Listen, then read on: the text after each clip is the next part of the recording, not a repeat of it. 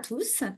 L'EuroBFC a souhaité en 2025, en lien avec la grande cause nationale de l'année, proposer une série de webinaires qui explorent la question de la santé mentale et de la psychiatrie. Au cours de cette série de plusieurs webinaires, nous aborderons les champs de la psychiatrie et de la santé mentale et irons explorer divers publics afin de nous interroger sur les enjeux éthiques de la santé mentale en France. Pour ce premier webinaire inaugural, nous nous penchons sur la psychiatrie générale au travers d'une étude observatoire réalisée par l'Espace de réflexion éthique en 2016. Nous nous pencherons sur les enjeux éthiques principaux qui furent relevés par l'étude, la stigmatisation de la psychiatrie, les soins sous contrainte et l'élargissement continu de la psychiatrie. Nous nous attacherons à voir combien ces enjeux sont toujours d'actualité et nous interrogerons pour savoir si l'évolution de la loi a pu depuis apporter de nouvelles interrogations. Enfin, nous définirons les notions de psychiatrie et de santé mentale et discuterons ensemble de leurs différences et intrications. À la fin de ce webinaire, je vous détaillerai plus avant la suite de cette série.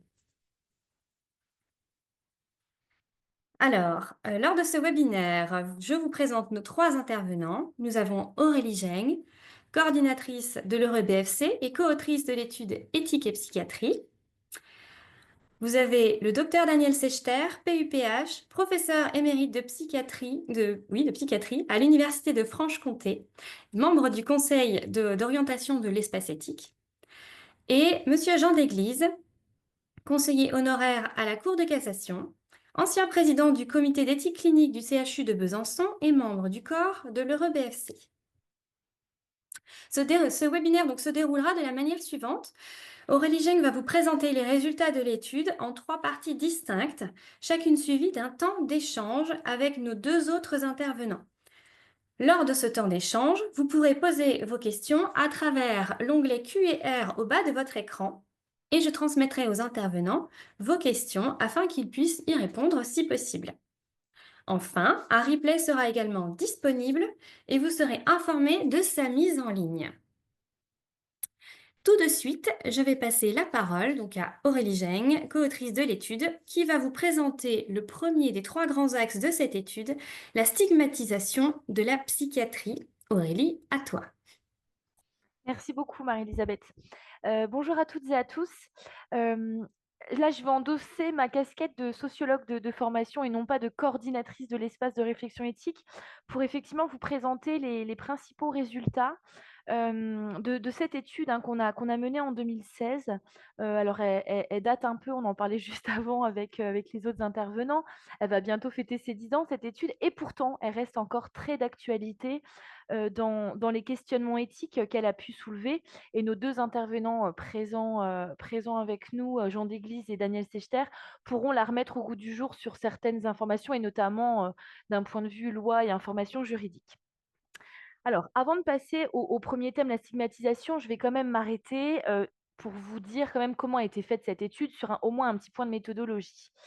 Alors, je vais vous partager mon écran. Normalement, ça devrait fonctionner. Donc, je passe ma slide, pardon. Donc, petit point de méthode très rapide pour que vous compreniez quand même comment cette étude a été menée.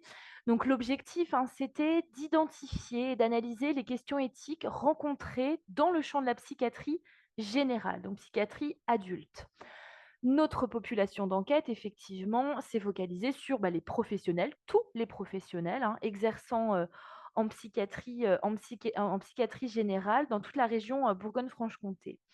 On a pour ce faire effectivement réalisé donc une étude qualitative par entretien semi-dirigé. On en a mené 55. 55 entretiens et on a été à peu près dans une effectivement quinzaine d'établissements dans toute la région. Alors qu'il s'agit d'établissements publics, privés, extra-hospitaliers, tels que des CHS, CMP. On a été aussi dans un service d'urgence psychiatrique en CHU. On a fait aussi les services de psychiatrie générale dans les CHU. On a été dans des cliniques privées et on est même allé dans un service médico-psychologique régional dans une maison d'arrêt de la région.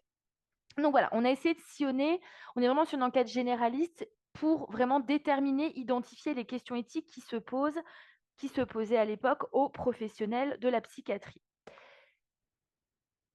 Donc, sur la partie résultats, l'analyse des entretiens, de ces 55 entretiens a montré que donc les professionnels, en fait, ils affrontent pardon, excusez-moi, mais je vais la passer de suite après. Effectivement, les professionnels, ils affrontent des problématiques de nature éthique qui se retrouvent dans 3 grands domaines. Donc, il y a la stigmatisation des personnes, des soignés et des soignants, mais aussi des lieux de soins. On a aussi donc effectivement, le deuxième domaine qui est donc les soins sous contrainte, soins sans consentement. Et puis enfin, on nous a beaucoup parlé des limites de la psychiatrie et effectivement de la tendance à l'élargissement de son champ d'action. Donc voilà les 3 grands domaines qui sont ressortis effectivement, de cette étude et donc je commence tout de suite avec, le premier qui est donc la stigmatisation.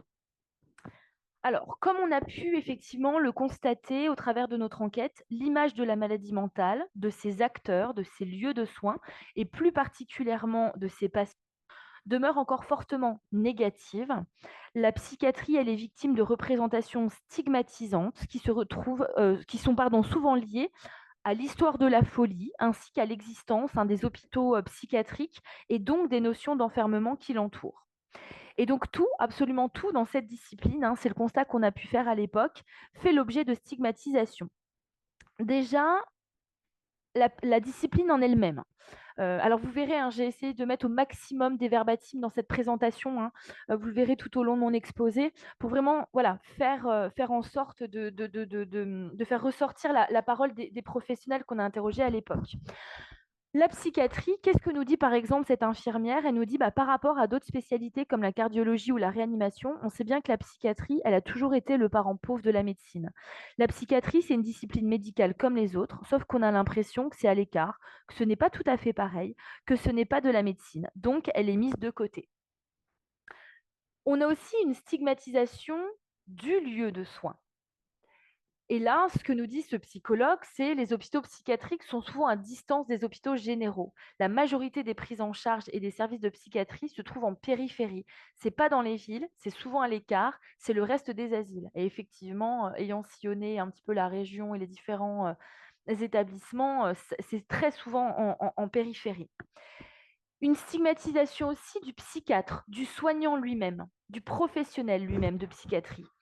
Et là, on nous dit, et c'est un psychiatre lui-même qui dit, on a encore l'image du psychiatre avec la grosse piqûre dans la main, celui qui attache les patients.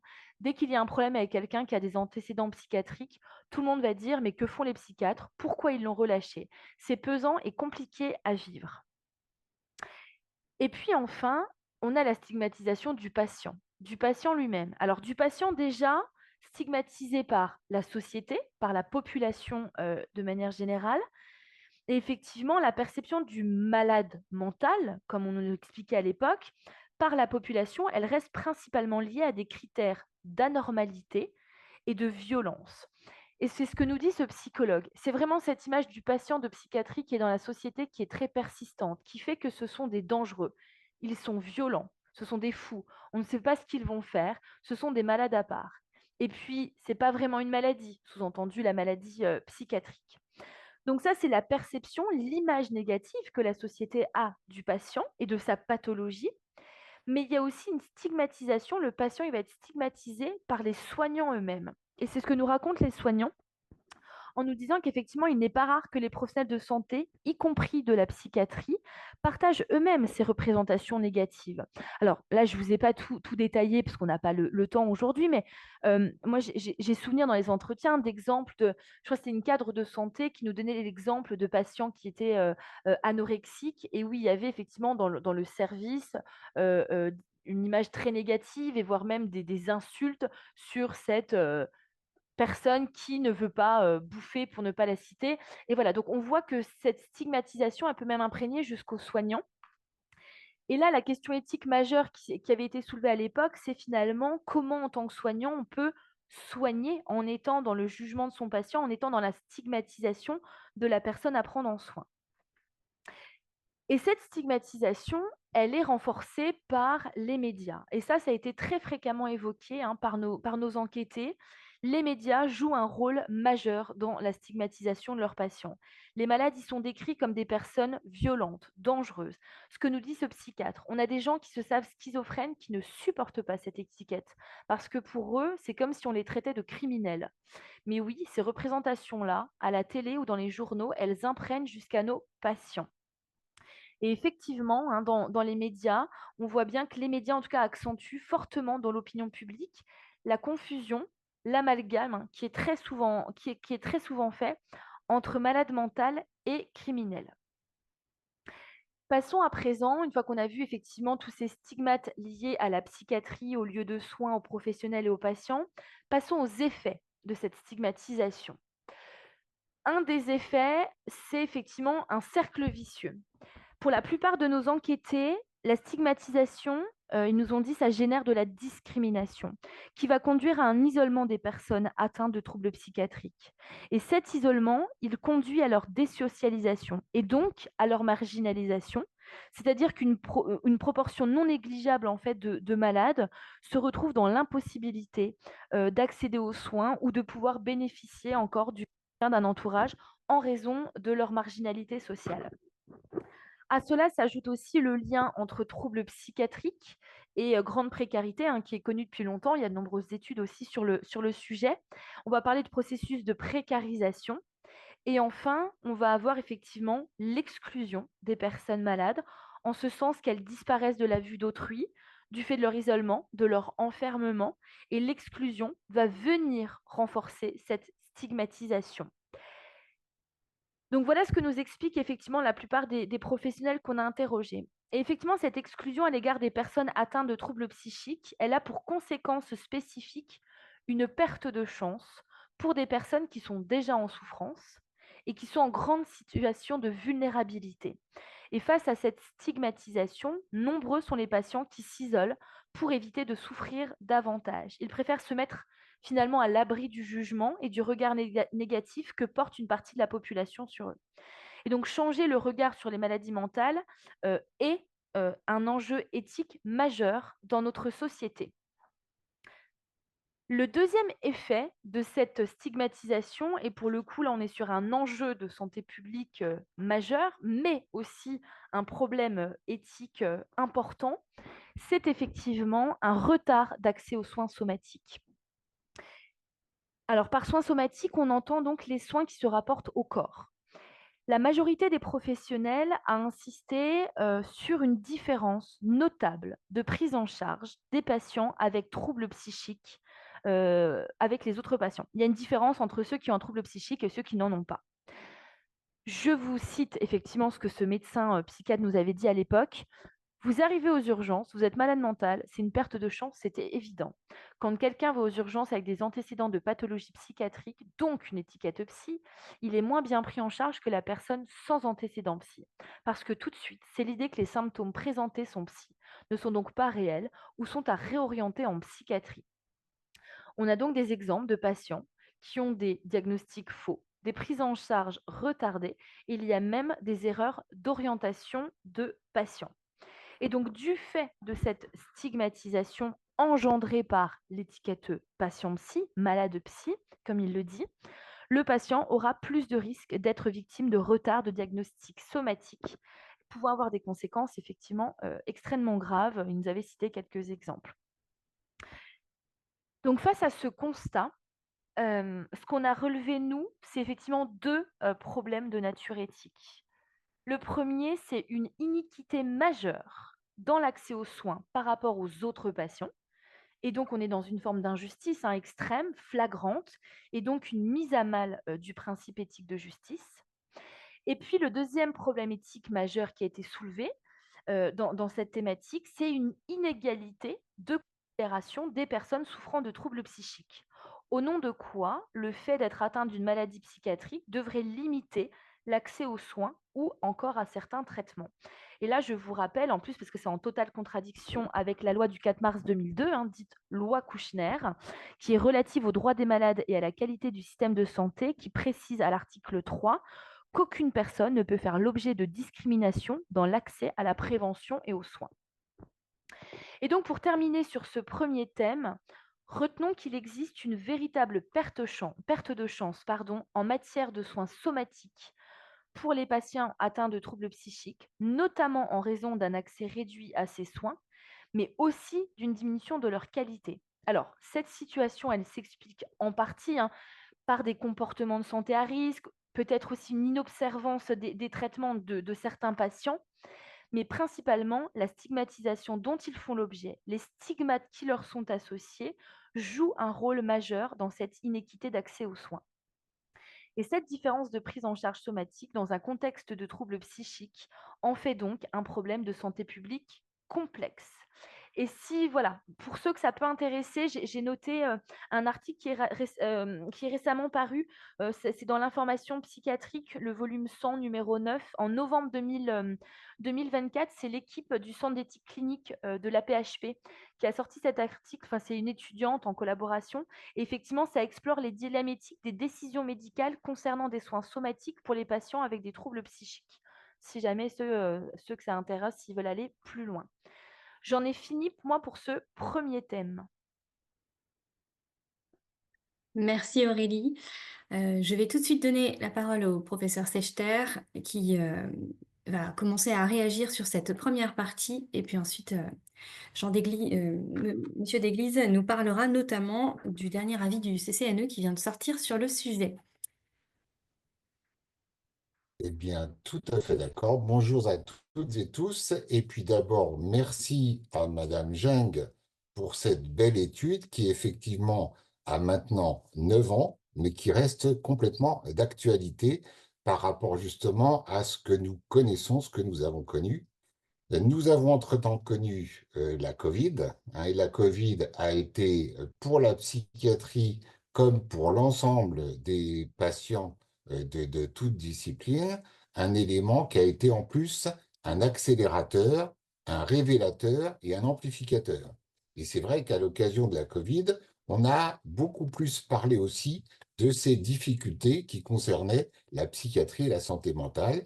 On a espéré que ça ne serait plus le parent pauvre, que tous ces éléments allaient être pris en compte, mais malheureusement, les choses n'ont pas encore suffisamment évolué. Le fait que ça a été reconnu comme une grande cause nationale est un point important qui a été pris par M. Barnier, puis par M. Bayrou. Et aujourd'hui encore, j'ai entendu Mme Vautrin qui a souligné que oui, ça restait un des points de grande cause nationale, mais grande cause nationale, il faut que ce soit suivi d'effets par rapport justement à la prise en charge des patients qui souffrent de troubles psychiatriques. Donc, par rapport à cette grande cause nationale, ce qui est mis en avant, c'est 3 points. 3 points sont mis en avant dans cette grande cause nationale.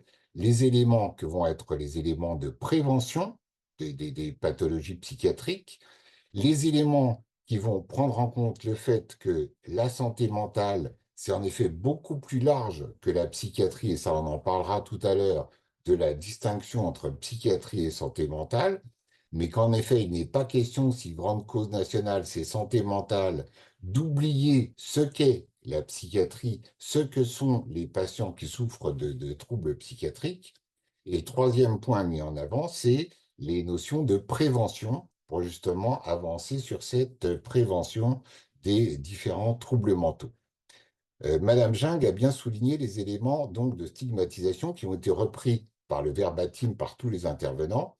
Et la stigmatisation essentielle, c'est bien sûr celle des patients, hein, parce que c'est là que se trouvent les pertes de chance. C'est le fait que les patients sont mis à l'écart, ils ont une image, une représentation, comme vous l'avez dit, qui ne sont pas des vrais malades ou qui sont des malades violents, qui sont des malades dangereux. Il est toujours essentiel de souligner que les patients présentant des troubles psychiques ne sont pas plus dangereux que l'ensemble de la population et que malheureusement, c'est au contraire eux qui subissent le maximum de violence. Et que ces patients soient reconnus comme des patients souffrant d'autres pathologies, c'est l'élément essentiel de la déstigmatisation vers laquelle on souhaite aller. Vous avez souligné le rôle des médias le rôle des médias est en effet tout à fait important. Et là aussi, on espère que la notion de grande cause nationale va permettre de, petit à petit, faire en sorte que la psychiatrie soit à nouveau considérée comme une discipline médicale parmi les autres et que les patients qui souffrent de troubles psychiques ont le droit d'être pris en soin comme les patients qui souffrent de troubles somatiques. Donc tous ces points sont en effet tout à fait importants. L'autre point de stigmatisation que vous avez souligné, c'est la notion de psychiatre, où le psychiatre est vu avec la seringue entre les dents, avec les mesures de contention pour attacher les patients. Et donc là aussi, pour moi, c'est essentiel de dire ben, un psychiatre, c'est un médecin qui a fait ses études de médecine et qui s'est spécialisé en psychiatrie, comme d'autres se spécialisent en cardiologie, et que là aussi, on est amené à prendre en compte, à prendre en soin l'ensemble des troubles psychiques. Et les troubles psychiques, ça va en effet de l'anxiété passagère, des troubles dépressifs que nous pouvons traverser même à l'occasion d'un deuil, et que ça nous concerne tous, et que ça fait partie en effet de la prise en soin de la psychiatrie. Et en effet, il y a aussi la question de prendre en soin des patients qui souffrent de troubles psychiatriques plus sévères, mais que ces troubles psychiatriques plus sévères, eh bien, ils peuvent bénéficier de soins et l'image de la psychiatrie qui ne permet pas de soigner les patients doit être complètement dépassée. Oui, nous sommes dans une discipline où nous pouvons soigner des patients qui souffrent de troubles donc plus passagers ou qui souffrent de troubles graves au long cours, mais que cette prise en soin doit en effet bénéficier de toutes les avancées de la médecine. Il y a eu ces derniers temps encore un certain nombre de dossiers. Il y a eu des dossiers au niveau des médias, dossiers qui ont été faits dans le journal Le Monde, dossiers qui ont été faits dans le Figaro. Il y a eu aussi les prises de position de la Cour des comptes, du Conseil national d'éthique, dont Jean Desglisses nous dira un mot parce qu'il est particulièrement au courant de ce qui se passe au Conseil national d'éthique et de par son épouse et par de son expertise personnelle. Donc, par rapport à tous ces points, oui, il est essentiel que soient prises en compte les difficultés que rencontre la discipline médicale qu'est la psychiatrie. Et l'un de ces éléments importants, c'est les problèmes de démographie de soignants. Il y a un point très important en termes de moyens qui doit en effet déboucher pour moi grâce à la prise en compte de cette cause nationale, c'est le fait que l'ensemble des soignants de notre discipline, les soignants aussi bien aides-soignants, infirmiers, assistants sociaux, toutes les personnes qui gravitent autour du soin psychiatrique et bien sûr les médecins spécialistes en psychiatrie ont actuellement des gros problèmes d'attractivité. L'attractivité de la discipline, comme vous l'avez dit, comme la discipline est à l'écart des autres, elle est le parent pauvre, alors qu'il est essentiel que ce soit une discipline en effet parmi les autres, eh bien, il y a un problème d'attractivité énorme. Et là, il y a aussi toute une campagne qui a été mise en place avec le Conseil national des universitaires en psychiatrie, avec les représentants des jeunes psychiatres, avec les représentants des étudiants en médecine. Et donc, il y a toute une campagne qui est mise en place sur le thème de choisir psychiatrie, où il y a toute une campagne qui va être là développée au niveau médiatique pour que l'image de la discipline soit en effet revalorisée et que les différents soignants puissent choisir notre discipline.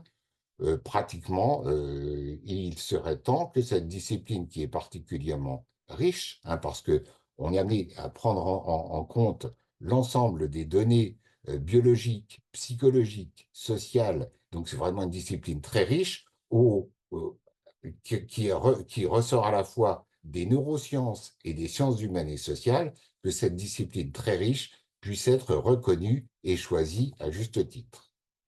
Voilà pour les premiers éléments, sachant qu'on peut être amené à discuter, bien sûr. Et j'allais justement embrayer sur une question que j'avais et qu'on a également dans le QER, avant que je vous passe la parole, Monsieur Desglisses, qui relève la question, qui relève de la problématique de l'enseignement de la psychiatrie, hein, à toutes les disciplines médicales et paramédicales. Et puis avec notamment cette interrogation, par exemple, de la médecine générale, qui est la porte d'entrée eh bien, du système de soins, où les internes en médecine générale ne sont pas tenus de choisir psychiatrie, enfin, en tout cas pour un stage. Voilà, ça fait partie de ces grandes questions qui mériteraient d'être abordées. Alors, si vous voulez réagir en 30 secondes, vous le pouvez si vous le souhaitez, et puis après on donne la parole à Monsieur Desglises. Oui, oui, tout à fait. Donc, ça fait partie des aspects de l'attractivité de la discipline. Et comme je vous l'ai dit, on a travaillé ça à la fois avec les représentants des internes en psychiatrie, mais aussi avec les représentants des étudiants en médecine, toutes disciplines confondues. Et oui, la question de savoir s'il faut qu'il y ait un stage obligatoire en psychiatrie a été posée et se pose, mais que de toute manière, il est essentiel que euh, la qualité des stages en psychiatrie permettent aux étudiants en médecine de se rendre compte qu'en effet, ce n'est pas qu'un lieu, et ce n'est pas un lieu d'enfermement, c'est un lieu de soins comme les autres disciplines. Un petit point, pardon, par rapport aussi à cet aspect d'études, il y a également eu, nous avons mis en place depuis maintenant 3 ans, une réforme de l'internat en psychiatrie. Parce que l'internat en psychiatrie était en effet à un moment de difficulté où ceux qui s'orientaient vers la psychiatrie de l'enfant et de l'adolescent et ceux qui s'orientaient vers la psychiatrie de l'adulte avaient tendance à vouloir avoir des cursus séparés. Et on a bien défendu le fait que l'internat en psychiatrie devait être allongé d'1 an, mais que ceci permettait d'avoir une psychiatrie unique et indivisible qui prenne en compte l'ensemble de la formation de la naissance, même de la périnatalité, même lors de la grossesse, jusqu'à la fin de vie le sujet âgé, pour que toute la discipline puisse en effet être comprise comme un développement depuis même la grossesse jusqu'à la fin de vie, et qu'en effet, il y ait cette compréhension et cette possibilité de s'orienter vers des soins plus ou moins spécialisés. Merci, professeur. Je vous invite à couper votre micro. Monsieur Desglises, à vous la parole, on vous écoute. Merci, bonjour à tous. Merci, professeur Sechter, parce que j'ai étudié pas mal de documents pour préparer ce webinaire. Effectivement, j'étais très alarmé par les documents, et notamment les articles de journaux qui faisaient état d'une crise énorme de recrutement dans la psychiatrie. Je vais en parler un petit peu avant de parler de l'avis du comité d'éthique, mais du comité national d'éthique. Mais c'est vrai que pour la santé mentale, grande cause nationale en 2025, les objectifs qui ont été clairement affichés, c'est en 4 objectifs prioritaires. C'est la déstigmatisation, de façon déstigmatisation afin de changer le regard des Français sur les troubles psychiques, les troubles mentaux. Deuxièmement, c'est développement de la prévention et de repérage précoce, c'est ce que vous disiez. Troisièmement, amélioration de l'accès aux soins partout sur le territoire français. Ça pose un problème dans certains départements où il n'y a pas de psychiatre. Je regardais en Haute-Marne, il y a très peu de psychiatres. Et l'accompagnement des personnes concernées, à tout point de vue. Alors, c'est vrai que quand il y a eu cette grande cause qui a été décidée, il y a eu des craintes. Et j'ai lu un article de novembre 2024 il posait cette question. Le gouvernement Barnier fait craindre aux médecins que l'on oublie les pathologies psychiatriques. Alors, il y a une controverse là-dessus.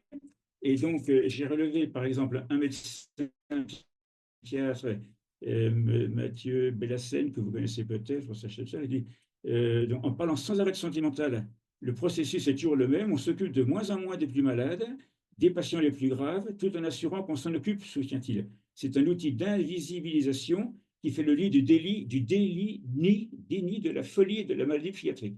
Alors ça, c'était une crainte.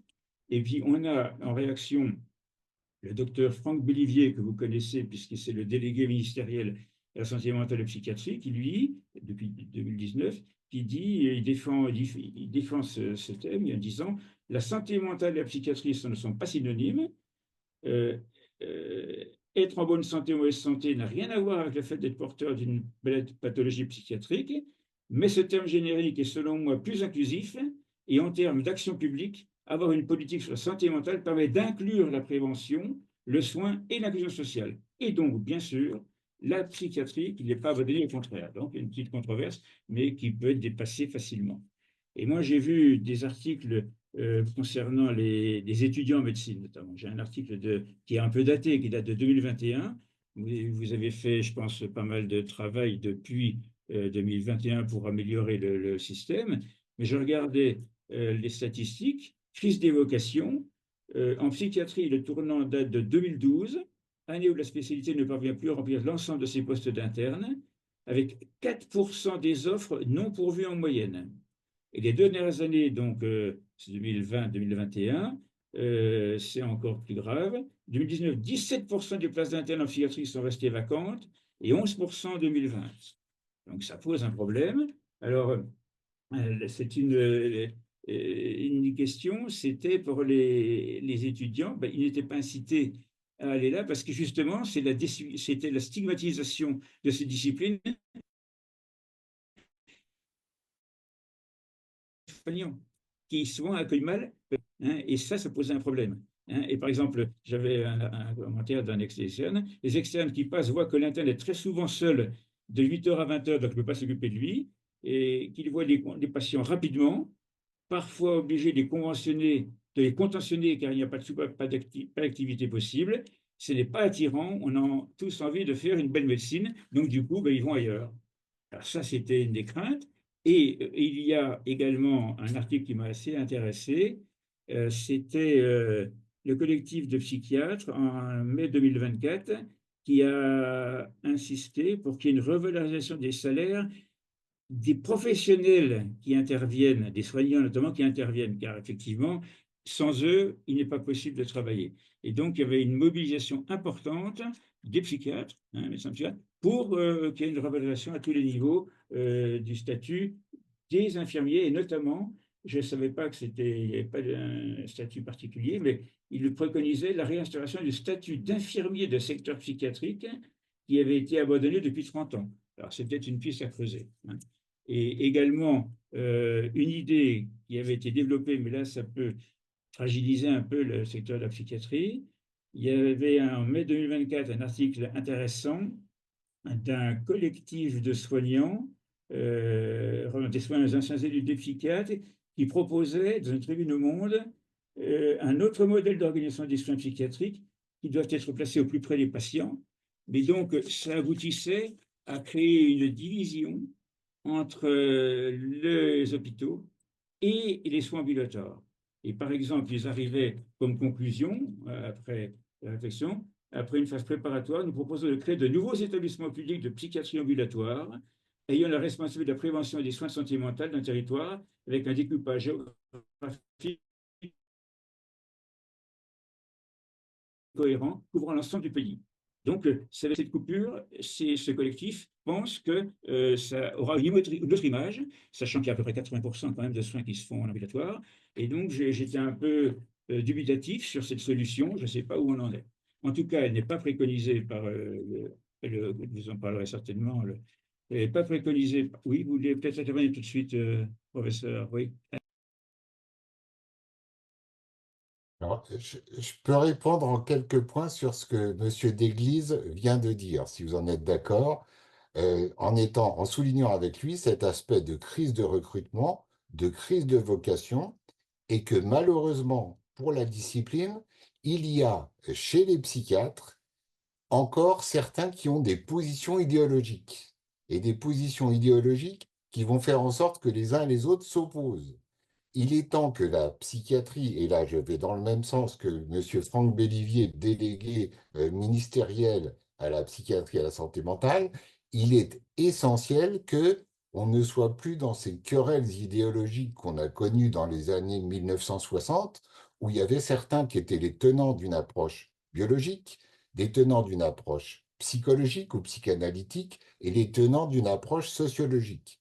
Maintenant, les jeunes psychiatres, et heureusement, prennent en compte le fait que chez les patients qui présentent des troubles psychiques, il y a des déterminants biologiques, psychologiques et socio-environnementaux, et que tout ça doit être pris en compte. Et là aussi, certains défendent l'idée de revenir à ce que nous connaissions dans les années 1960-1970, à savoir d'avoir une discipline qui soit séparée des autres et qu'il y ait un internat en psychiatrie différent des internats de spécialité, qu'il y ait une formation des infirmiers en psychiatrie qui soit différente des infirmiers en soins généraux. Personnellement, je m'insurge contre cette idée. Je trouve essentiel pour que ce soit une discipline parmi les autres, qui est en effet une formation d'infirmiers en soins généraux, que ces infirmiers en soins généraux aient une formation suffisante en psychiatrie comme en cardiologie, et qu'il existe, et c'est ce qui existe maintenant, des infirmiers en pratique avancée qui ont une surspécialisation après être infirmier en soins généraux, d'être infirmier en pratique avancée avec une spécialisation supplémentaire en psychiatrie. De même pour l'internat en médecine, qui est l'internat en effet comme pour tout le monde, et qui est cette formation de l'internat de psychiatrie qui soit en effet intégrée à toutes les disciplines. On a évoqué tout à l'heure la stigmatisation des lieux de soins. Dans les années 1960, et ça remonte aux années 1838, les hôpitaux psychiatriques étaient considérés comme des hôpitaux qui devaient être des forteresses mises loin des villes. Maintenant, de plus en plus, il existe des services de psychiatrie intégrés dans les hôpitaux généraux, et cette intégration dans les hôpitaux généraux, cette formation en psychiatrie, tant pour les soignants que pour les médecins, qui soient parmi les autres, est pour moi la meilleure chose de faire en sorte qu'elle devienne de plus en plus une discipline parmi les autres et qu'elle soit moins stigmatisée. Et on retourne sur M. Jean d'Église par rapport au Conseil national d'éthique, je pense, si vous êtes d'accord. Merci pour la transition. Monsieur Desglises, si c'est possible pour vous, est-ce que vous pouvez terminer votre propos en 2 minutes, parce qu'on a déjà à peu près 10 minutes de retard sur le planning prévisionnel, pour qu'on puisse avancer au deuxième point. Allez-y. On va essayer. Donc, de toute façon, je vous recommande de lire, tous ceux qui sont à l'écoute, de lire l'avis 147 du CCNE, c'est le Comité consultatif national d'éthique pour les sciences de qui est de 9 janvier 2025. Donc, et c'est très intéressant parce que ça me permet de revoir ce que d'ailleurs on a vu avec Mme Jung et professeur Schechter, c'est toutes les causes, tout ce qui ne va pas et pourquoi on en arrive là. Et donc, notamment avec des chiffres aussi importants, je peux en parler parce que c'est vrai que ça concerne beaucoup de monde. Ministère de la Santé, on a 2,4 millions de personnes prises en charge chaque année en établissement spécialisé pour troubles psychiatriques. C'est énorme. 7,5% des Français de 15 à 85 ans souffrent de dépression chaque année. Et il y a 9 300 suicides et 200 000 tentatives de suicide par an, soit 24 décès par jour. Et le suicide reste la première cause de mortalité chez les 25-35 ans. Donc c'est important de savoir ça parce que la psychiatrie, elle a toute sa place. Sachant que la justice prend beaucoup de temps aux psychiatres puisqu'on en a besoin pour les affaires judiciaires dont on parlera plus tard. Mais donc, dans les causes, effectivement, il y avait un problème de la stigmatisation. Et donc, c'est le Comité national d'éthique, je passe rapidement, disait les représentations collectives négatives fortement ancrées, parfois véhiculées notamment par les films, les médias également, la peur qui décourage l'action, un phénomène de peur, ça c'est important, de la population, mais peut-être des soignants aussi, renforce sans cesse en cercle vicieux les logiques de stigmatisation. C'est ce que disait Mme Jung, c'est le cercle vicieux. Cette déconsidération des personnes concernées s'étend par capillarité aux soignants en psychiatrie. Alors, les préconisations, ce n'est pas facile, mais c'est ce qu'on a déjà dit. C'est œuvrer à la sensibilisation de la population générale, déjà. Ce n'est pas uniquement les soignants, c'est sensibiliser le grand public à la maladie psychiatrique et à la santé mentale. Ensuite, c'est lutter contre l'assimilation systématique sur une pathologie psychiatrique comme schizophrène à des formes de violence et de dangerosité. Donc, il y a un travail à faire auprès des médias. Lutter contre l'exclusion des personnes qui sont après pénalisées, c'est les premières victimes, notamment des personnes isolées, ensuite suicide. Et soutenir le dispositif, et j'insiste, parce que j'ai découvert et j'ai étudié ça, j'ai découvert le site d'information sur la santé mentale Psycom. Je ne fais pas de publicité, mais c'est un service public. Et si vous avez un peu de temps, vous lisez toutes les fiches pratiques qui sont là. Du coup, vous en serez autant que nous. Voilà. Et donc, il faut, au niveau effectivement de la segmentation, eh ben, il faut des segmentations, ben, il faut effectivement surtout améliorer les conditions de travail pour les professionnels de santé et puis améliorer leur formation. Voilà. Et, désolé, j'insiste pas, mais 2 minutes sont écoulées. Voilà. Ça Merci change beaucoup, vraiment. Monsieur Desglises. Alors, pour répondre tout de même aux questions des uns et des autres, je soumettrai, vous aurez la possibilité d'accéder à l'ensemble des références des articles cités. Nous ferons ce travail pour vous. Et lorsque nous vous informerons de la mise en ligne du replay du webinaire et de la synthèse, vous aurez également accès à toutes les références. J'y veillerai. Et avant de redonner la parole à Aurélie, juste une petite transition qui laisse la question ouverte sur la stigmatisation. J'avais vu passer il y a quelque temps, ne me demandez pas la référence, là je ne peux pas vous la donner, mais c'était un grand aéroport du Royaume-Uni qui avait mis en place cette campagne où justement pour les personnes qui avaient un handicap non visible, qu'elles pouvaient afficher sur leur poitrine un tournesol jaune qui permettait du coup au personnel de l'aéroport de se rendre compte que ces personnes avaient potentiellement besoin d'aide et que effectivement c'était voilà un problème non visible. Alors voilà, certains décrivent le fait qu'au final ça stigmatise plus que ça n'aide. Le débat est ouvert, mais voilà, je donnais cette anecdote et maintenant je laisse la place à Aurélie pour la suite. Merci Marie-Elisabeth. On passe effectivement à la deuxième thématique qui a soulevé de nombreuses questions éthiques. Ah, attendez, je vous repartage mon écran. Effectivement, on va parler là des soins sous contrainte. Soins sous contrainte, effectivement, vous imaginez bien une thématique qui a été fortement mobilisée pendant cette étude. Alors, une des particularités de la pratique médicale en psychiatrie, ça tient au fait que les patients ont des troubles psychiques qui peuvent altérer leur capacité de jugement et donc leur autonomie. Autonomie au sens capacité décisionnelle. Et dans ces situations, quand certains patients peuvent se révéler dangereux pour eux-mêmes ou pour autrui, la psychiatrie, elle a la possibilité effectivement de pratiquer des soins sous contrainte, encadrés par la loi, sans le consentement de l'intéressé. On parle effectivement de soins sans consentement. Il y a si mon diapo veut bien avancer, il y a 4 grandes questions éthiques qui ont été soulevées dans cette grande thématique des soins sous contrainte. Vous les voyez apparaître à l'écran et je vais les passer une par une, ces questions. La première, c'est doit-on soigner sous contrainte? Alors, les soignants qu'on avait interrogés à l'époque, eux, ils justifient de prodiguer des soins sans le consentement du patient lorsque celui-ci est en situation donc d'urgence médicale ou de danger immédiat pour lui-même ou pour autrui, en mettant en avant le principe de bienfaisance et l'incapacité à consentir du patient du fait de sa pathologie. Ce psychiatre nous dit, il y a des situations d'urgence où on est dans l'équivalent de l'urgence médicale. L'idée de protection, c'est-à-dire relevant de la bienfaisance, vient compenser le déficit d'autonomie. Quand vous avez un patient qui arrive aux urgences et qui a la carotide qui saigne, vous ne lui demandez pas son consentement, vous lui sautez dessus, vous comprimez, vous faites votre job, qu'il veuille ou qu'il ne veuille pas, de toute manière, il faut le faire. Il n'y a pas de question à se poser. Eh bien nous, quand on lui a sauté dessus à ce patient psychotique qui délire, par exemple, qu'on lui a fait son injection et qu'on a calmé le jeu, eh bien après, on entre en contact. Et donc, on voit bien ici déjà cette mise en balance des principes de bienfaisance et d'autonomie dans le champ de l'éthique. Et ce qu'on a relevé aussi, c'est que les soignants qu'on a interrogés, ils trouvent un sens à ces soins contraints en insistant sur le bien fondé de la démarche à long terme. Eux, en fait, ils ne vont pas se focaliser sur l'action immédiate. Ils vont souligner combien prodiguer des soins de force a pu être véritablement salutaire et nécessaire pour certains patients.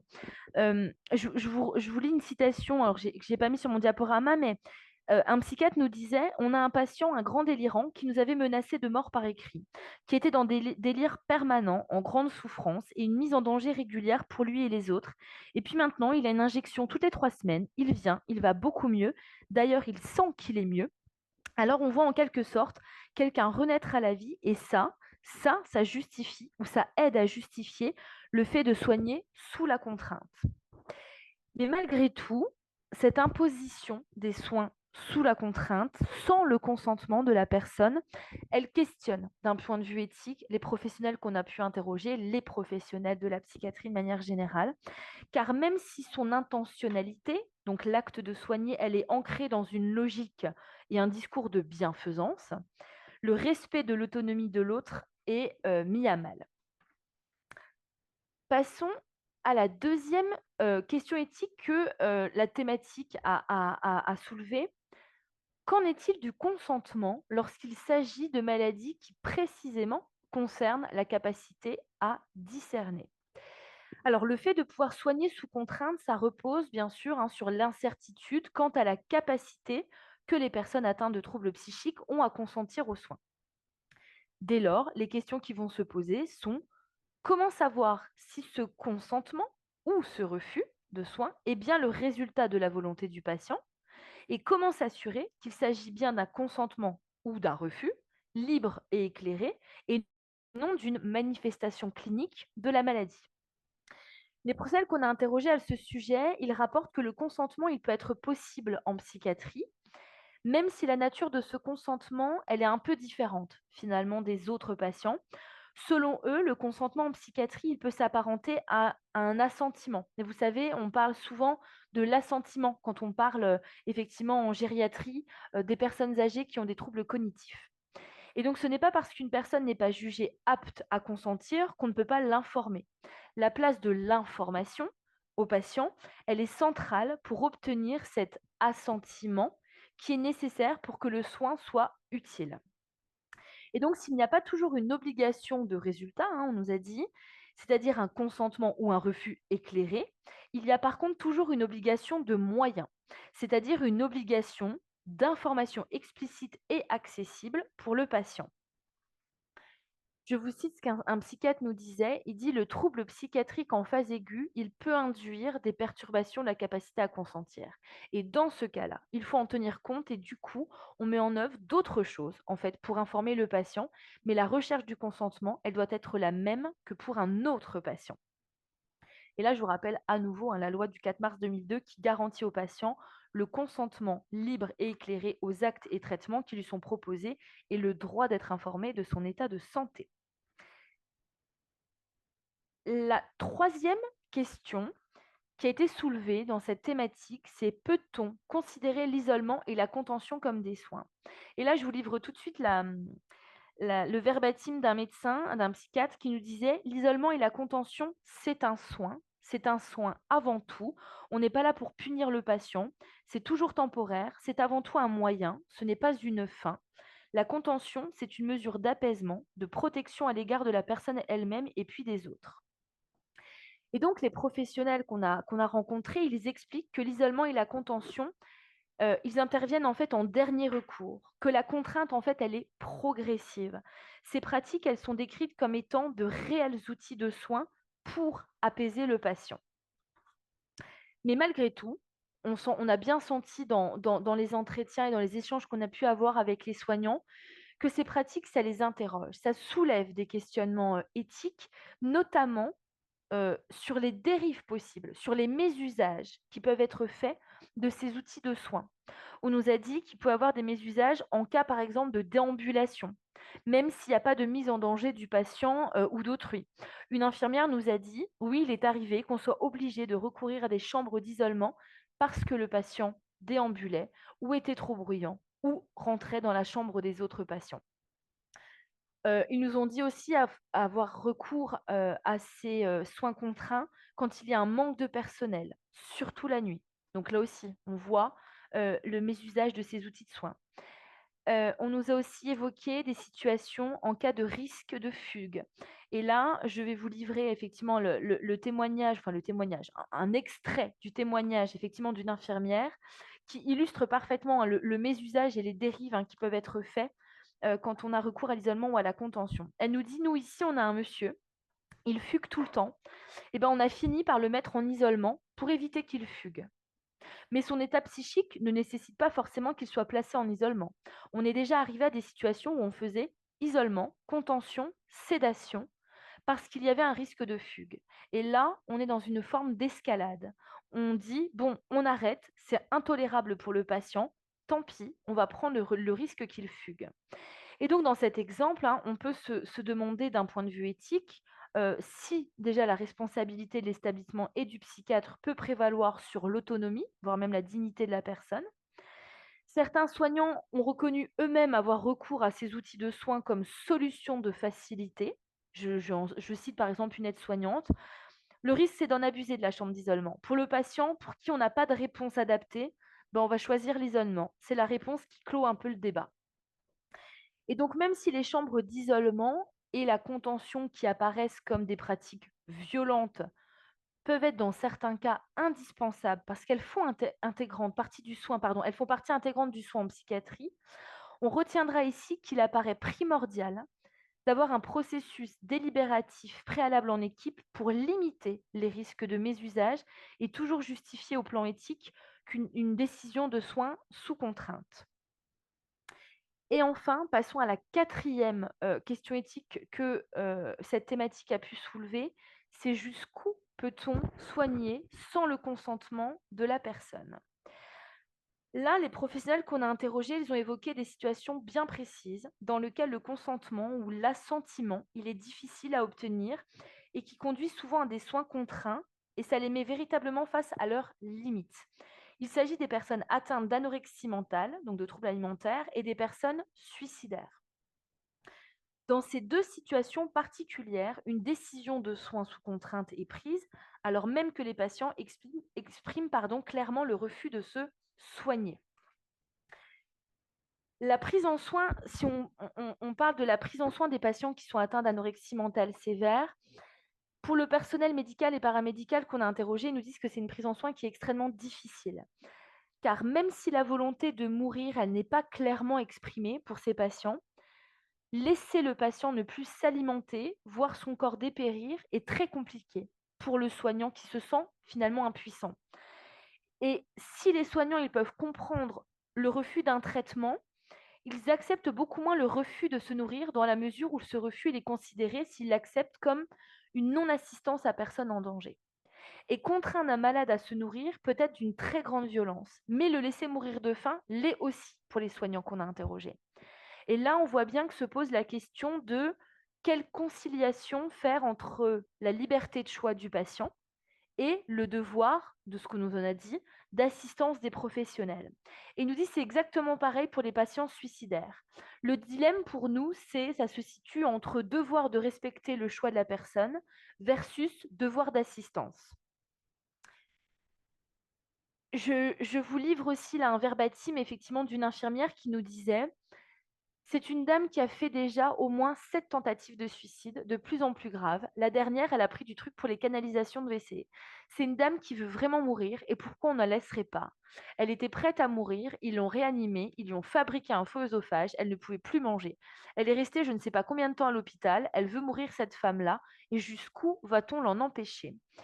Et donc on voit bien à travers cet exemple que la tension éthique dans une équipe, elle peut naître de ce dilemme entre respecter le choix de la personne, donc le fameux principe d'autonomie en éthique, versus contraindre la personne à des soins sans consentement au motif en fait de la protéger et donc effectivement dans une visée de bienfaisance. Je m'en arrête là pour ce deuxième thème. Merci Aurélie. Alors, afin d'essayer de quand même pouvoir aborder la troisième partie dans le temps imparti que nous avons, je vais donc donner la parole à Monsieur d'Église. Professeur Sechter, on sera obligé de limiter vraiment notre temps de parole. On devrait même là prendre seulement 10 minutes pour aborder un peu ce thème-ci. Je précise quand même, professeur Sechter, regardez dans le QR, la dernière question qui vient d'être posée, je pense, elle est pour vous. Et si on n'a pas le temps de l'aborder à l'oral par un spectateur anonyme, je vous invite à peut-être saisir une petite réponse si vous avez la possibilité. Monsieur Sechter, pas Sechter, pardon, Monsieur d'Église, je vous donne la parole. Allez. Bien, merci. Donc, très intéressant ce qu'a dit Madame Jung par rapport au côté éthique, bien sûr, hein, et ça pose le problème de la fin de vie, hein, fin de vie ou le choix de mourir. Ça, c'est une autre loi, on n'en est pas encore là. Pour l'instant, moi, je vais en peu de temps, je vais essayer quand même de reprendre tout ce qui s'est passé depuis 2011, puisque c'est là où la loi a beaucoup évolué entre 2011 et 2024, même 25. Alors, l'isolement et la contention en psychiatrie, ça a toujours posé problème, mais c'est également les soins sans consentement, hein, qui posaient problème. Donc, je vois que l'isolement et la contention psychiatrique constituent des pratiques de dernier recours, ça c'est clair, destinées à répondre à des situations de crise et ne devant être mises en œuvre qu'à titre exceptionnel. Et c'est repris dans la loi, hein, en début, en accord avec les recommandations de bonnes pratiques. Donc, ça fait appel à ce que dit la HAS. En France, la réduction de leur usage inscrite à l'agenda politique international figure parmi les objectifs qui avaient été décidés dans la feuille de route ministérielle santé mentale et psychiatrie en 2018. Ça, Sechter a dû intervenir à ce moment-là. Les chiffres, rapidement avant de passer sur le droit. En 2022, 67 000 personnes ont été hospitalisées sans leur consentement à temps plein en psychiatrie. Et c'est ça qui m'intéresse au niveau de la législation sur l'intervention du juge. 37% sont concernés par un recours à l'isolement, dont soit 28 000 personnes, et 11% par un recours à la contention mécanique, soit 8 000 personnes. Alors, ça pose un problème, évidemment, malgré les interventions législatives. Hein, c'est pourquoi il y a autant de mesures. Sachant que, je dis tout de suite, une intervention qui m'avait marqué, c'est ce que disait le professeur Sechant tout à l'heure, avec Mme Finkelstein, qui est une malade, hein, qui intervient beaucoup dans les médias pour parler de son expérience et de ce qu'elle souhaite. Et elle disait que quand il y avait des contraintes comme ça, un isolement ou la contention, elle disait on est traité comme des bêtes. Et donc, elle ne supportait pas ça. Et elle dit, il faut absolument, si c'est nécessaire, il faut qu'il y ait un débriefing après. Il faut en parler. Et donc, ça avait marqué. Et je réponds tout de suite, d'ores et déjà, au professeur Sechter qui disait, oui, mais il n'y a pas que la psychiatrie qui fait l'objet d'un suivi judiciaire. Dans un article que j'ai lu, effectivement, hein, il y a beaucoup de problèmes qui se posent. Et notre débat en 2022, c'était ça. C'est qu'il y a dans les autres services, dans la psychiatrie, il y a des problèmes qui se posent au niveau de la contention, au niveau de l'isolement. Et là, il n'y a pas de juge qui intervient, hein, puisque soi-disant, il y a un consentement.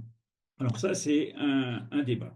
En tout cas, par rapport à l'isolement, pour beaucoup, l'isolement est majoritairement une expérience difficile, voire traumatisante, avec un impact émotionnel négatif persistant. Ça, il faut l'avoir en tête quand on prend cette mesure, isolement ou contention. D'ores et déjà, en 2013, alors que la loi de 2011 avait déjà été votée qui permettait aux juges d'intervenir, il y a une question qui avait été posée à un rapporteur d'un député, un député qui avait fait un rapport sur la psychiatrie. La question qu'on lui a posée, c'est vous avez pointé le développement des mesures de contention qui se multiplient. Et là, il a dit c'est exact, et il citait un médecin, un président des syndicats des psychiatres des hôpitaux. La contention est un indicateur de la bonne ou de la mauvaise volonté, de la mauvaise santé de la psychiatrie. Plus la psychiatrie va mal, plus la contention sera utilisée. Ça, c'était en 2013. Alors, depuis, est-ce qu'il y a du nouveau? Alors, je sais qu'il y a des psychiatres qui souhaitent qu'on interdise la contention, qui souhaitent qu'on abolisse, qu'on arrive vers la fin de la contention. J'avais un article dans Le Monde qui dit ceci. Dans le domaine le plus sensible de l'activité psychiatrique, l'hospitalisation contrainte à la demande d'un tiers ou d'un représentant de l'État qui ne concerne pas moins de 75 000 adultes par an, ça s'est longtemps développé sans regard extérieur. Depuis une loi de 2011, elle fait l'objet d'un contrôle judiciaire, mais cet examen se révèle essentiellement formel. Il en est de même de la loi de 2022, dont je parlerai, qui encadre les mesures d'isolement et de contention. De façon significative, ces textes destinés à empêcher les abus résultent non pas de la vigilance des hommes et des femmes politiques, hein, mais de celle du Conseil constitutionnel, alerté par des plaignants, lequel a contraint le gouvernement à faire modifier les lois. Voilà. Donc, depuis 2011, enfin, la loi du 5 juillet 2011 et revue en 2013, il y a une obligation, hein, pour le juge de saisir le juge, et le juge doit intervenir chaque fois que la mesure dure très longtemps. Et ça, c'est un texte qui ne pose pas de problème, qui a posé des problèmes au départ, mais qui a été finalement mis en œuvre dans les établissements. Il suffit de lire la loi, elle était pas mal faite à ce niveau-là. C'est un contrôle systématique du juge judiciaire sur les décisions d'admission de l'application complète dans le délai de 12 jours à compter de leur prononcé. Voilà. Alors, ça supposait qu'un juge intervienne, il fallait trouver un juge. À l'époque, on a demandé au juge des libertés et de la détention d'intervenir. Pourquoi? Parce que le juge JLD, qui s'occupe évidemment des détentions en matière pénale, hein, c'est des vice-présidents en général, donc ils ont une expérience de 7, 8, 10 ans au minimum, donc c'est déjà intéressant pour apprécier, hein, parce qu'ils jugent un peu le travail de leurs collègues en matière pénale. Et donc, pour les psychiatres, c'était le GLD. En plus, il y avait tout un service qui était organisé autour pour intervenir en urgence, y compris les week-ends. Voilà. Alors ça, c'était le GLD. Alors pourquoi fallait-il que le juge intervienne en 2011 et ensuite, hein, à la suite des QPC dont je parlerai, pour la contention et l'isolement? Mais c'est parce que tout simplement, les textes européens, la Cour européenne des droits de l'homme était présente et disait c'est pas possible, la détention, c'est donc un juge doit contrôler, et quand on est en soins sans consentement, ben, c'est une mesure qui doit être contrôlée aussi. Alors, c'est pas le juge qui a été cherché, hein, qui a demandé à le faire.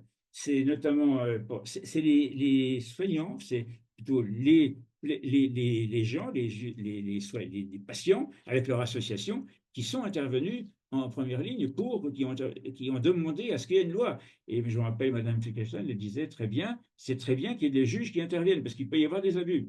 Et c'est aussi, j'ai vu pratiquement à chaque fois qu'il y a eu une décision, une avancée, entre guillemets, hein, contraignante pour les psychiatres, hein, c'était parce qu'il y avait aussi le contrôleur général des lieux de privation de liberté qui était intervenu et qui avait découvert des choses pas possibles, et notamment avec une visite à Bourg-en-Bresse, c'était en 2016, où là, ça a été le révélateur.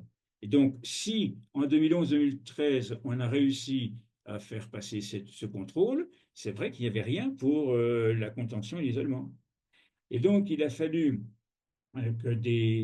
c'était un patient avec son avocat qui avait saisi le juge judiciaire en disant il y a un problème, la loi n'est pas assez claire, il faut qu'on contrôle.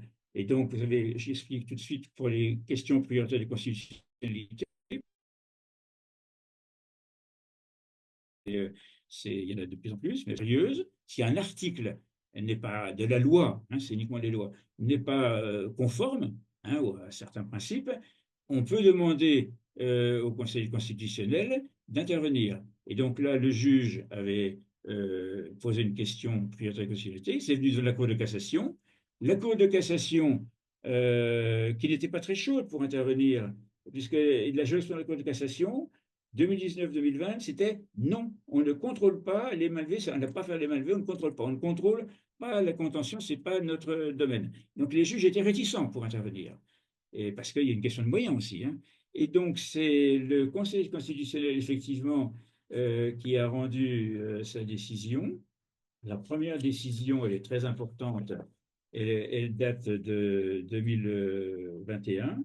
Et donc, le Conseil constitutionnel a censuré, a dit la loi n'est pas conforme et donc il faut la modifier.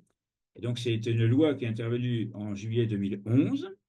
C'est la première. La deuxième est intervenue en 2012. Et il y avait également, en 2010 plutôt, 2020, il y avait eu un problème. C'est que, comme le législateur voulait économiser les moyens des juges, il n'a pas donné, il n'a pas été assez précis dans la limitation, parce qu'on disait on peut saisir le juge des libertés, il n'y avait pas de délai, hein. À la suite de la nouvelle loi, il y avait des délais qui ont été imposés, je en parlerai tout à l'heure, mais il n'y avait pas de sanctions, puisqu'il n'y a pas de délai, il n'y avait pas d'obligation. Et donc, il y a une nouvelle question prioritaire de constitutionnalité qui a eu lieu cette fois-ci le 20 avril 2012, et pour justement modifier qui venait d'être rendu. Et cette décision a été également, la loi a été censurée, si bien que le législateur a été obligé de revoir sa copie une nouvelle fois Et on a donc maintenant une loi qui est applicable avec un article qui est clair, mais qui impose effectivement de saisir régulièrement le juge, non plus de liberté et de la détention, puisque comme le juge de liberté et de la détention, c'est plutôt pénal, il y avait beaucoup de mesures. Le ministre de la Justice n'était pas très content d'avoir été rappelé à l'ordre comme ça par le Conseil constitutionnel. Il a dit, bon, ben moi, je vais privilégier le côté pénal. Le JLD, maintenant, il s'occupera du pénal. Tout ce qui est mesures civiles, y compris pour les étrangers, etc., on supprime. Donc, il y a une loi en 2023 qui a modifié, qui a retiré ces mesures au JLD. Et c'est maintenant un juge du tribunal judiciaire qui est désigné par le président qui s'occupe de ce contentieux. Et donc, il doit appliquer la loi. Et la version en vigueur au 1er septembre 2024, c'est tout récent, hein, cette modification c'est le 1er septembre 2024. Je vous le dis, c'est le seul texte que je donnerai. L'isolement et l'intervention sont des pratiques de dernier recours et ne peuvent concerner que des patients en hospitalisation complète sans consentement. Première chose. Il ne peut être procédé que pour prévenir un dommage immédiat ou imminent pour le patient ou autrui, sur décision motivée d'un psychiatre et uniquement de manière adaptée, nécessaire et proportionnée au risque après évaluation du patient. Ça, c'est la motivation du Conseil constitutionnel. Leur mise en œuvre doit faire l'objet d'une surveillance stricte, somatique et psychiatrique, confiée par l'établissement à des professionnels de santé désignés à cette fin et tracée dans le dossier médical. La mesure d'isolement est prise pour une durée maximale de 12 heures, j'en parle parce qu'il faut quand même il y a un texte. Si le patient la nécessite, elle peut être renouvelée, dans la limite d'une durée totale de 48 heures. Voilà. La mesure de contention, elle, est prise dans le cas d'une mesure d'isolement, obligatoirement dans le cas de mesure d'isolement, pour une durée maximale de 6 heures. Si l'état de santé du patient la nécessite, elle peut être renouvelée. Et dans la limite d'une durée totale de 24 heures. Alors, auparavant, l'ancien texte, il n'y avait pas, on pouvait renouveler comme on voulait, il n'y avait pas de limite. Maintenant, à titre exceptionnel, le médecin peut renouveler au-delà des durées totales prévues au 1 les mesures d'isolement et de contention. Le directeur d'établissement informe sans délai le juge des libertés, c'était ce qui se passait avant, mais le juge des libertés et de la détention peut se saisir d'office, ça n'a pas changé, mais obligatoirement maintenant, le directeur de l'établissement saisit le juge des libertés et de la détention avant l'expiration de la 72e heure d'isolement et de la 48e heure de contention, si l'état de santé du patient rend nécessaire le renouvellement de la mesure au-delà de ces durées. Voilà. Et le juge des libertés et de la détention statue dans un délai de 24 heures. Et maintenant, c'est plus le juge de la détention, c'est le juge judiciaire. Voilà. Je dis tout ça parce que dans le texte législatif, il y a une coquille. Dans la première partie, c'est bien le juge judiciaire, et dans la deuxième partie, c'est le juge de détention. Donc, il faudra qu'ils revoient leur copie, mais il faudra attendre une nouvelle réforme. Voilà. Je n'en dis pas plus, mais ça pose un problème pour tout le monde, y compris pour les psychiatres, parce que pour les directeurs d'établissement, c'est assez compliqué. Puis pour les juges, c'est assez lourd. Alors, je me suis renseigné auprès des tribunaux. Alors, Paris, c'est assez gros, donc il y a un service d'urgence civile. Donc là, ils ont les moyens de répondre systématiquement, et c'est que des civilistes. Et pour les tribunaux de Dijon et de Besançon, j'ai téléphoné à mes collègues, et pour l'instant, la réforme applicable le 1er septembre 2024, pour l'instant, ce qui était auparavant, dont Madame Maud de Dijon, qui était à notre colloque, M. le professeur Schachter, en 2022, qui ont continué, qui ont demandé à continuer. Ce sont des vice-présidents, hein, donc une certaine expérience, qui continuent à intervenir en plus de leur tâche, mais ce n'est pas une obligation. Il suffit qu'ils partent et qu'un nouveau président arrive et on désigne peut-être un autre juge qui n'aura pas les mêmes expériences. Voilà, j'en dis pas plus, c'est assez compliqué, mais c'est compliqué maintenant. Merci en tout cas. C'est vrai qu'on est obligé d'avancer un petit peu. Professeur Sechter, je vous donne la parole, idéalement rapidement. Après, Aurélie nous présentera le troisième thème et nous aurons à nouveau le temps d'échanger. Et s'il y a besoin, professeur, que vous reveniez sur les éléments-là, je vous inviterai à le faire à ce moment-là. Allez-y. Je vais essayer rapidement 3-4 points. Soins sans consentement plutôt que soins sous contrainte. Ça me paraît essentiel de bien dire sans consentement. que ce soit en effet des mesures qui ne soient prises qu'à titre exceptionnel. Pour répondre à l'une des questions que j'ai vues, à ma connaissance, il n'y a pas d'études qui permettent de définir si c'est effectivement adapté ou pas, mais oui, il y a quand même des études et l'expérience aussi des pays étrangers qui ont montré que, et comme l'a dit Monsieur Desglises, si il n'y a pas d'équipe suffisante, de moyens suffisants, on va recourir beaucoup plus à l'isolement et à la contention. Et donc oui, il y a cette nécessité de moyens. Et je reprendrai dans le verbatim qu'avait présenté Madame Jung des points essentiels, que sont, oui, il peut s'agir d'une urgence médicale, comme c'est le cas dans une urgence somatique, et dans ce cas-là, il ne faut pas réfléchir, il faut d'abord soigner le patient, intervenir s'il y a un risque vital immédiat, donc de le faire, qu'effectivement, s'il y a une mesure de réflexion possible, qui est la réflexion éthique pluriprofessionnelle, avant de recourir à une mesure d'isolement ou de contention pour ne le faire qu'à titre exceptionnel, et que oui, ces mesures soient encadrées de façon judiciaire, ça me paraît être un progrès énorme par rapport à ce principe d'autonomie qui est cet encadrement judiciaire. Mais n'oublions pas en effet ce qui a été dit par plusieurs, le principe de bienfaisance, c'est de faire en sorte que nous prenions nos responsabilités si le patient est dans une situation de risque vital pour lui-même ou pour autrui. Oui, bien sûr, il est de notre responsabilité de pouvoir intervenir en étant en effet clairement encadré. Donc, oui, à titre exceptionnel, oui, dans des conditions précises et avec une réflexion éthique par rapport à cette question.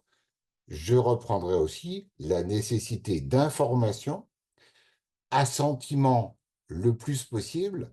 Monsieur Jean d'Église a repris l'exemple que nous avions lors du colloque isolement et contention que nous avions mis en place.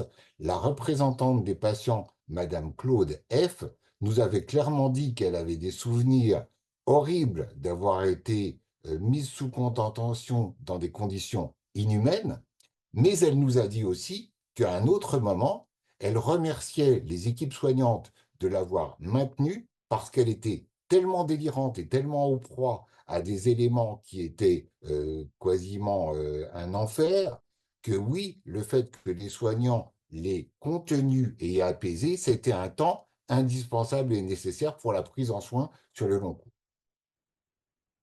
Je m'arrête là. Merci. Alors Aurélie, nous allons passer à la troisième partie. Voilà. Vas-y. Je reprends mon diaporama. C'est tout bon? Vous le voyez? Oui? Ok. Troisième thème, effectivement, de cette étude et les questions éthiques que ça a pu soulever au sein de cette thématique. Donc, les limites de la psychiatrie. Les professionnels qu'on a interrogés à l'époque nous ont dit et ont constaté, donc je les cite encore une fois, bien sûr, hein, dans tout ce que je vous dis, je reprends leurs propos, mais que tout devient maladie mentale, tout est psy. Et ils s'interrogent à propos de la population qu'ils ont à prendre en soin. Le concept de santé mentale s'est substitué à celui de maladie mentale. De nouvelles demandes dirigées vers la psychiatrie ont émergé. Il y a eu une évolution sémantique. Plutôt que de pathologie mentale, on préfère parler de souffrance psychique. Attendez, que ma diapo fonctionne, c'est tout bon. Et donc, un psychiatre, finalement, l'a bien expliqué dans le verbatim que je vous ai mis à l'écran. Aujourd'hui, les pathologies psychiatriques ont évolué. On n'est plus dans les grandes maladies mentales reconnues, schizophrénie, bipolarité, psychose. On est plus dans des pathologies borderline. Ça s'étend de plus en plus. Et on a aussi toute cette problématique sociale qui vient se greffer là-dessus. La psychiatrie, elle change de tableau, elle change de visage. On doit gérer tous les états limites. Donc, c'est beaucoup plus flou. C'est devenu un peu un registre fourre-tout. Et cet élargissement du champ d'action de la psychiatrie, il tient également au fait qu'on a tendance à vouloir que la psychiatrie, elle prenne en soin tous les comportements déviants. Un autre psychiatre nous dit, mais finalement, qu'est-ce que la norme en psychiatrie? C'est-à-dire par rapport à quoi on se réfère pour dire que quelqu'un est déviant? Parce que c'est un peu ça que la société recherche. C'est une certaine norme et jusqu'où la psychiatrie doit entrer, doit se référer à cette norme. Quand quelqu'un dit je vais bien, mais que chez lui il vit dans des ordures, jusqu'à quel point on doit intervenir et dire que c'est le reflet d'un trouble psychique. Il y a des situations que la société va accepter ou pas, avec une tolérance très variable pour certaines déviances ou différences. Et donc, on voit se profiler une tendance à la pathologisation de toutes les formes de déviance et d'une médicalisation croissante, même des problèmes sociaux. Il y a en effet un glissement de la vocation soignante à celle de cataplasme du malaise social, qui soulève la question du véritable rôle des soignants en psychiatrie aujourd'hui. Et ces demandes qui ne relèvent pas du champ de la psychiatrie, hein, selon nos interviewés, eh ben, ces demandes, elles se font au détriment de ceux qui ont le plus besoin de la psychiatrie, ceux dont les troubles relèvent d'une pathologie psychiatrique confirmée. Par ailleurs, les soignants se sont questionnés sur leur rôle lorsqu'il s'agit de comportements délinquants et de leur lien avec la justice. Au fur et à mesure des années, la justice s'est interposée dans la pratique clinique des soignants de psychiatrie, et voilà ce que nous a livré un psychiatre à ce sujet. L'implication de la justice dans nos pratiques, je trouve que ça pose de plus en plus de questions. Comment on se situe en tant que soignant? La psychiatrie est de plus en plus judiciarisée. Et à l'inverse, pour certains patients qui relèveraient plutôt de la justice, qui n'ont pas de troubles psychiatriques, mais plutôt des troubles de la personnalité, par exemple, comme, alors excusez-moi, j'ai coupé la citation à l'écran, ne vous inquiétez pas, mais elle continue, c'était trop gros pour une terme de mise en page, de psychopathie, les personnes qui volent, qui font des délits, de la délinquance en somme. Souvent, on est confronté à des demandes d'hospitalisation parce que la justice ne répond pas assez rapidement. On n'incarcère pas facilement et du coup, c'est à nous parfois de pallier à ça, mais sans qu'on ait vraiment d'arguments médicaux. Parfois, c'est difficile de se resituer. On est un peu à la frontière de pas mal de choses.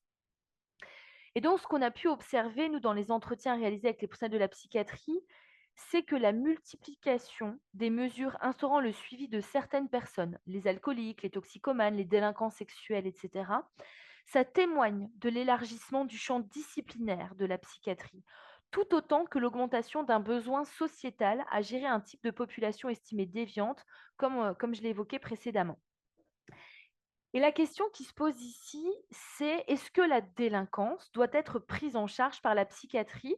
Et pour un psychologue qu'on a interrogé, toute la question est là. Je le cite, on a des gens qui ne viennent pas avec une pathologie. Ils viennent avec des faits qui leur sont reprochés et qui sont assimilés par la justice à une pathologie. C'est-à-dire que le magistrat estime que derrière les faits, il y a un trouble mental. Mais c'est un présupposé qui ne relèvent pas d'une compétence, d'une expertise particulière. Et c'est ainsi que ces comportements délinquants, ils subissent de plus en plus souvent un glissement vers la sphère médicale. Ce qui est déviant est anormal, donc pathologique. Il ne s'agit pas simplement de punir, mais aussi de soigner. Le soin serait alors synonyme de limitation de la récidive, pardon. Et les équipes de psychiatrie se doivent donc d'organiser les prises en charge des délinquants sexuels et de prévenir la récidive. Mais est-ce leur rôle? Et dans certaines situations, on a pu observer que le sens du soin, il est mis à mal et ça met en grande tension, voire même en grande souffrance, certains professionnels de la psychiatrie. Et pour illustrer mes propos et terminer sur ce thème, voici un extrait d'un entretien avec une infirmière en CMP, en centre médico-psychologique, pardon. Les limites de nos interventions, où moi je trouve qu'on est en difficulté à l'heure actuelle, c'est quand on prend en charge des patients qui sont en obligation ou en injonction de soins, qui sont des patients qui viennent en psychiatrie sur ordre de la justice, qui sont des violeurs, des délinquants sexuels. Alors on n'est pas des juges, on n'est pas des flics, on n'est pas des matons, on est des soignants. Je suis obligée de travailler comme ça parce que c'est la réglementation, mais je me demande vraiment souvent si c'est nos missions, si c'est notre rôle. Je vais peut-être, Marie-Elisabeth, tout de suite enchaîner avec ma conclusion générale sur l'étude. Comme ça permettra effectivement après d'avoir un temps d'échange et de pas s'arrêter.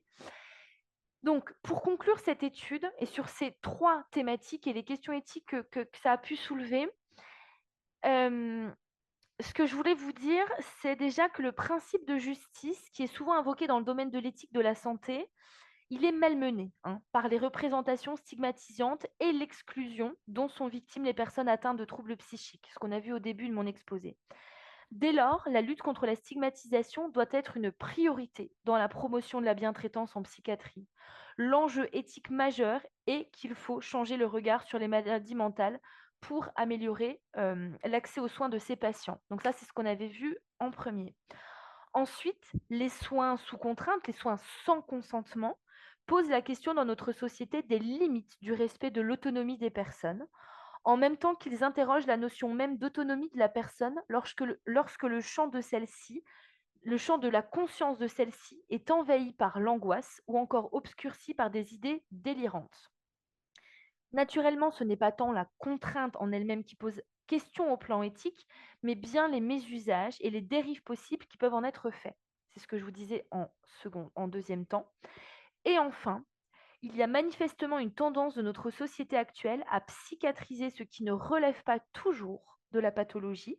Et plus globalement, les personnes interrogées constatent une tendance à la psychiatrisation de ce qui sort de la norme et se demandent si cela n'est pas une forme d'instrumentalisation de la psychiatrie, de leur discipline, ou encore une forme de médicalisation de la différence. Et je vous remercie pour votre attention. Et surtout, point de précision, mais Marie-Elisabeth, tu le feras peut-être, l'intégralité de l'étude que je n'ai pas pu vous présenter aujourd'hui, parce que vous voyez, on va presque limite être en retard, est bien évidemment disponible sur notre site internet. Et j'en ai terminé pour ma présentation. Oui, merci Aurélie. Alors, effectivement, comme Aurélie vient de le préciser, nous allons dépasser un peu sur le temps imparti de 15 heures pour la fin de ce webinaire. Donc, si vous en avez la possibilité, bien sûr, restez connectés avec nous. Pour ceux qui devraient nous quitter d'ici une dizaine de minutes, je vais déjà vous donner l'information des 2 prochains webinaires de la série Santé mentale qui sont prévus. Et après, nous prendrons le temps de terminer nos échanges avec nos 2 autres intervenants. Donc, bien qu'il n'y ait pas encore de date encore annoncée, vous pouvez déjà dorénavant noter qu'il y aura un prochain webinaire qui sera prévu sur les enjeux de la santé mentale et de la périnatalité et un autre à venir également sur la gériatrie. Donc, ce sont les 2 qui sont prévus quoi qu'il arrive, probablement dans les 2-3 mois à venir. Mais il y a d'autres thématiques à l'étude encore comme l'adolescence, les aidants et peut-être même la prison. En tout cas, si ce n'est pas déjà le cas, abonnez-vous à notre newsletter qui est sur notre site internet. Pardonnez-moi pour l'hélicoptère, si vous l'entendez, l'hôpital n'est pas loin. N'hésitez pas à vous abonner à notre newsletter qui est en haut à droite de notre site internet qui vous permettra d'être informé de la tenue de ces webinaires. Alors maintenant, je vais redonner la parole au professeur Sechter qui avait été contentionné dans sa prise de parole précédente. Je vais vous laisser réagir un peu donc, aux divers éléments, notamment définir la santé mentale, voir en quoi cela se recoupe avec la psychiatrie ou non. Et puis, dans les commentaires, il y a eu des questions sur tout ce qui était le suicide et l'aide active à mourir. Et vous êtes tout à fait habilité à répondre en partie à cette problématique puisque, eh bien, la législation, nous ne savons pas ce qu'elle donnera dans les mois ou les années à venir. Je vous laisse la parole. Merci, Madame Mauguin. Je n'ai pas été trop contenu et à ma connaissance, il nous reste encore 7-8 minutes. Et donc, dans ces 7-8 minutes, on va essayer, puis Monsieur Deguis prendra la parole aussi, de donner quelques points par rapport à ça. La santé, selon l'Organisation mondiale de la santé, est un état complet de bien-être physique et psychique et social et ne se résume pas à l'absence de maladie. Et il s'agit d'un droit fondamental de tous les êtres humains. Et la santé, donc, elle prend bien en compte ce qu'est la santé physique, somatique, et la santé psychique, ça fait partie de la santé. Et c'est bien ce pourquoi j'ai tendance à dire, de façon simplifiée, la psychiatrie est à la santé mentale ce que la médecine est à la santé. Donc, la santé mentale n'est pas que l'absence de maladies psychiatriques. Et la psychiatrie est bien une spécialité médicale qui s'attache à soigner des troubles psychiatriques existants, reconnus, avérés. D'accord? Et il est bien évident que c'est comme ça a été discuté dans les points, c'est comme pour moi, comme pour les autres spécialités médicales. Ça a été dit et répété, pour les autres spécialités médicales, on se retrouve vers le même type de questionnement. Ils sont en effet exacerbés dans notre spécialité parce que c'est une spécialité qui a en effet une nécessité de temps d'échange et de temps de relation autrement plus important. Donc, par rapport à cette notion, oui, la psychiatrie est une discipline médicale qui est amenée à évaluer quelles sont la symptomatologie que présente le patient, quelle est la souffrance que présente le patient et quels sont les soins que nous pouvons lui apporter lorsqu'il existe un véritable trouble psychiatrique, une véritable maladie psychique. La psychiatrie n'a pas pour objet d'être un élément de normalisation de la société. On n'est en effet pas dans le goulag des prisons soviétiques où, si on était déviant au niveau d'une opinion politique, on se retrouvait enfermé en hôpital psychiatrique. Ce n'est pas du tout l'élément nécessaire de cette spécialité médicale. L'autre aspect qui a été souligné par Mme Jeng, et donc je trouve tout à fait intéressant tous les verbatim et tout, c'est oui, on est amené parfois à nous interroger, à nous demander d'intervenir pour des problématiques qui soient d'ordre social, voire d'ordre socio-économique, ou pour des comportements déviants. Et donc là, c'est à nous, en tant que spécialistes d'une spécialité médicale, de dire oui, là, je reconnais qu'il y a ou qu'il n'y a pas un trouble psychiatrique avéré qui nécessite des soins. Et donc, il peut très bien m'arriver de dire, ben, écoutez, non, je considère que ce comportement déviant n'a rien à voir du tout avec ma discipline. Demander éventuellement une expertise, c'est tout l'intérêt des expertises. Et là, monsieur Jean d'Église pourra nous en dire quelques mots avec toutes les difficultés que ça comporte, mais de savoir dire, oui, ça fait partie du champ du soin, de la médecine et de la spécialité qu'est la psychiatrie, ou non. D'accord? Donc c'est par rapport à cet aspect, oui, l'aspect d'extension de la prise en soin des différents troubles, c'est aussi cet élément que je disais tout au début, de reconnaître que la psychiatrie n'a pas à s'occuper que des pathologies les plus graves. La psychiatrie a à prendre en soin, et c'est une bonne façon là aussi de la déstigmatiser, ce que je vous disais tout à l'heure, des troubles anxieux ou des troubles dépressifs que nous pouvons tous connaître à un moment ou un autre. Et ça fait partie de la spécialité psychiatrique. En cardiologie, on est amené à soigner des troubles de la tension artérielle, qui sont des troubles qui sont parfois à la limite du normal, et on est amené à soigner des insuffisances cardiaques graves terminales. En psychiatrie, on est amené à soigner des troubles anxieux passagers, des troubles dépressifs plus ou moins passagers, mais n'oublions pas, et ça a été dit et ça a été souligné, que la psychiatrie est une discipline médicale qui s'attache à soigner de véritables maladies et que les patients qui souffrent de troubles psychiques sont en effet souffrant d'une pathologie qui malheureusement, et là aussi ça a été dit, trop souvent mortelle. Un état dépressif est une maladie potentiellement mortelle. 9300 décès par suicide en France tous les ans, c'est inacceptable, c'est insupportable. Et donc, ça doit être en effet reconnu et traité comme tel. Donc, ma conclusion est, mesdames, mesdemoiselles, messieurs, chers amis, insistons, et le rôle des médias sera très important par rapport à ça, pour que oui, nous considérions que les patients qui souffrent de troubles psychiques ont le droit d'être soignés comme les patients souffrant de quelque trouble que ce soit. Merci, professeur. Monsieur d'Église. Je ne peux pas intervenir très longtemps parce qu'on arrive effectivement à la fin de notre débat, mais c'est vrai que la justice, sans les experts de toutes sortes, et particulièrement psychiatres, ne peut pas fonctionner. Et j'en veux pour preuve, c'est notre société, mais depuis très longtemps, hein, c'est comme ça. On ne juge pas, on ne condamne pas une personne irresponsable. Donc la question dans le code pénal, c'est clair, hein, on a une disposition, je la rappelle, c'est l'article 122.1 du code pénal, dispose que n'est pas pénalement responsable la personne qui a été atteinte au moment des faits d'un trouble psychique ou neuropsychique ayant aboli son discernement ou le contrôle de ses actes. Ça veut dire que quoi qu'il arrive en matière criminelle, au sens large, il y a l'obligation pour de recourir à une expertise psychiatrique. Et c'est donc bien un psychiatre qui devra se prononcer pour savoir s'il y a bien une anomalie, hein, un trouble psychique ou neuropsychique au moment des faits. Donc, ce qui pose vraiment, là, on est au carrefour. Hein, donc, c'est le psychiatre est souvent mis à toutes les sauces. Mais là, c'est obligatoire. Et donc, et en général, l'expert judiciaire, ben, il y en a, heureusement, et c'est intéressant d'ailleurs, je pense, pour les médecins psychiatres qui font ça. C'est intéressant, même si c'est pas facile, de se retrouver après devant une cour d'assises et d'être obligé de développer son rapport, y compris des avocats qui sont hostiles, puisqu'ils vraiment, ils vont critiquer quand on dit il n'y a pas d'irresponsabilité.